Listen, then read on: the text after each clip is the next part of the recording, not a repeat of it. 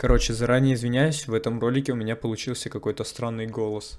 Если ты не знаешь, какие кроссовки выбрать тебе для баскетбола, или ты до сих пор думаешь, какие же тебе взять Джорданы, или же может тебе взять Джорданы 4 Макс Аура, тадам!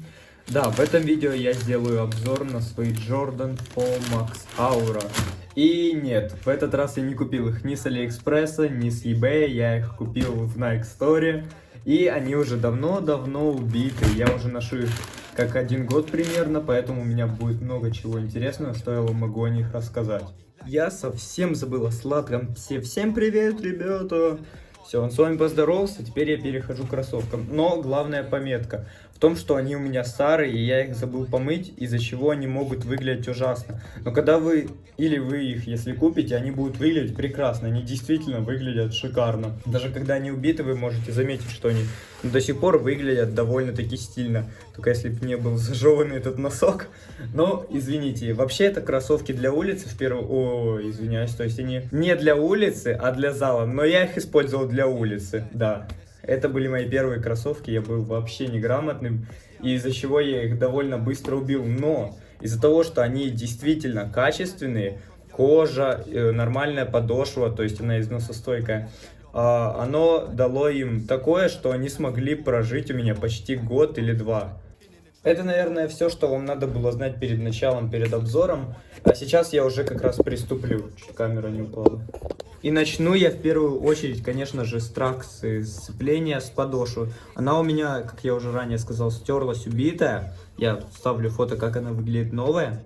Тут действительно классно сделано то, что тут есть падина, благодаря которой кроссовки становятся более долговечными. Ведь у меня есть один пример, у меня есть кроссовки от Under Armour, где просто сплошная пена, какие-то волны, которые тупо стерлись из-за того, что не было впадины. То есть тут идет такая впадина, глубина, которая помогает определенному месту получать большую часть нагрузки, чтобы другая часть меньше стиралась. Я вам не могу до конца сказать, просто я знаю, что это действительно помогает, и вы можете это видеть, потому что вот эти пимпочки, они до сих пор не убиты, так как вот эта часть, допустим.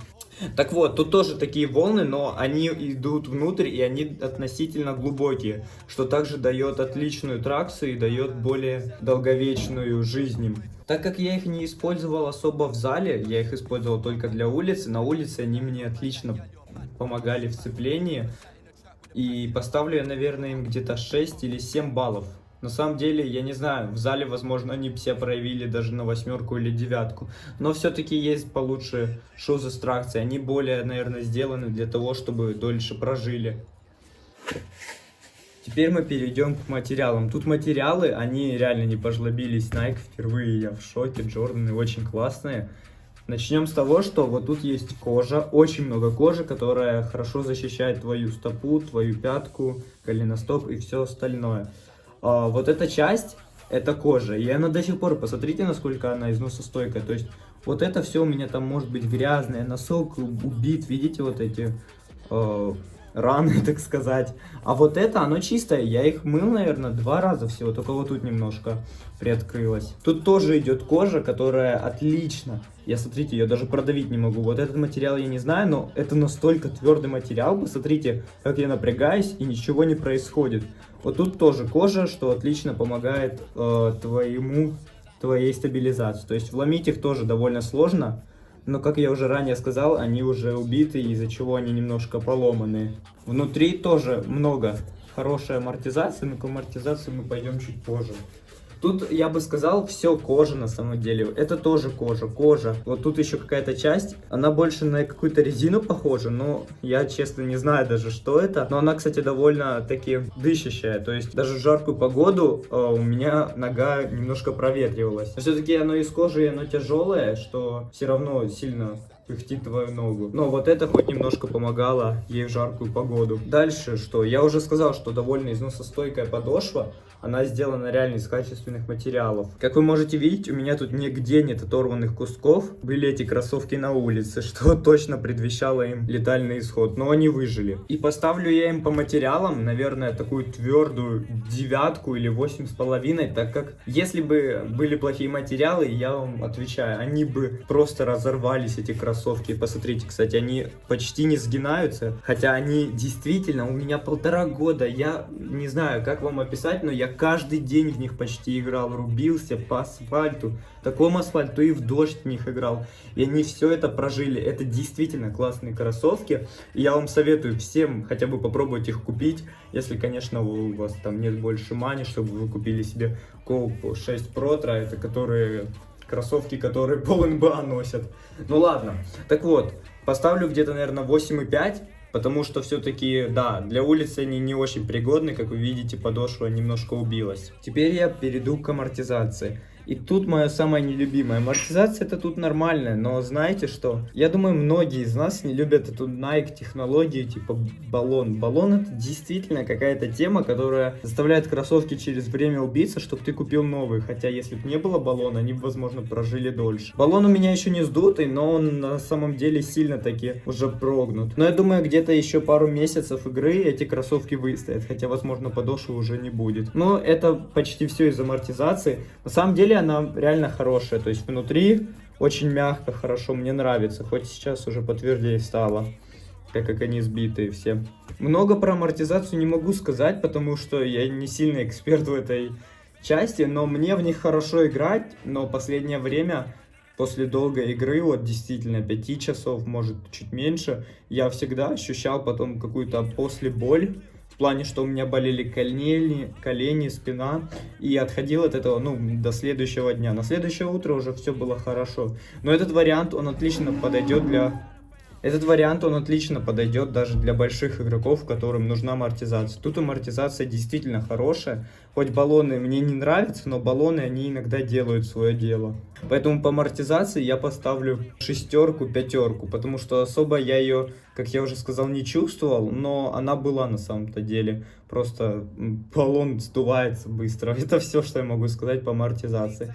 Но амортизация тут неплохая. Даже, может, если я не прав в своей оценке, она тут неплохая. То есть это не как в каких-то кедах, где ты постоянно чувствуешь, как у тебя колени хрустят. Сейчас я вам расскажу чуть менее важном, но все же тоже важном. Сейчас я вам уже рассказал о тракции, что самое, я считаю, главное, амортизация тоже, и материалы. А теперь я говорю вообще про комфорт. Комфорт, они просто офигенные. Серьезно, я засуну руку, не знаю, как вам показать. Но они чувствуются очень прикольно, у них кожа какая-то внутри, я не знаю, честно, просто они реально кайфовые. И я не чувствую, знаете, есть у некоторых кроссовок то, что тебе палец загинает, они действительно широкие, и я думаю, для игроков у меня не широкая стопа, но для игроков с широкой стопой это неплохой вариант все же. Как вы можете видеть, довольно небольшие. Кстати, я вам не сказал про размер, у меня 12 размер US, это 46 размера европейский. Так что за комфорт действительно мне кайфово их одевать. И я их даже для улицы просто ходить использовал.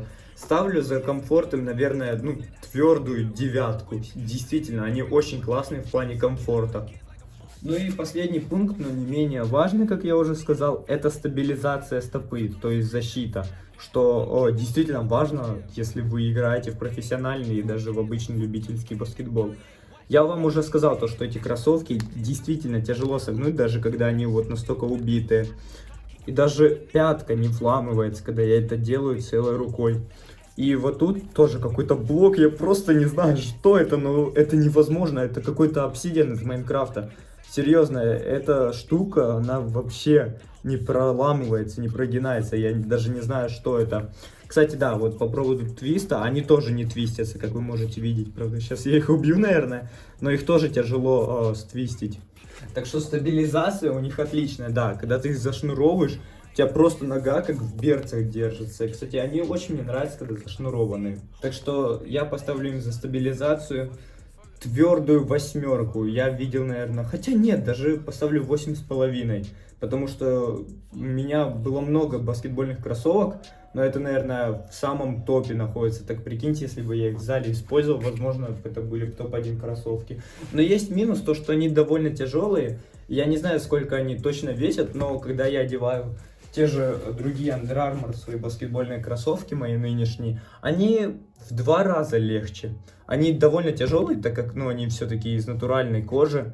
кожезаменителя, и сами по себе они громадские. И как я вам обещал, я покажу, как они выглядят зашнурованными. То есть, посмотрите, это действительно классно выглядит. Кстати, еще это от Flight. Давайте я встану, чтобы вы лучше видели. Но это был мой обзор на Jordan 4 Max Aura. Я надеюсь, он вам понравился. Пишите, что я могу еще обозревать на своем канале. И надеюсь, что вы купите эти кроссы, если вы выбираете их. И если вы вообще даже не знали о них, то я действительно вам рекомендую. Это хороший, он современный вариант баскетбольных кроссовок. Просто топово. Конечно, он немножко дорогой. Я его купил за 130 фунтов. Переводя в гривны, это около, наверное, где-то 6 тысяч гривен. Ну, то есть, они чуть-чуть дороже первых Джорданов.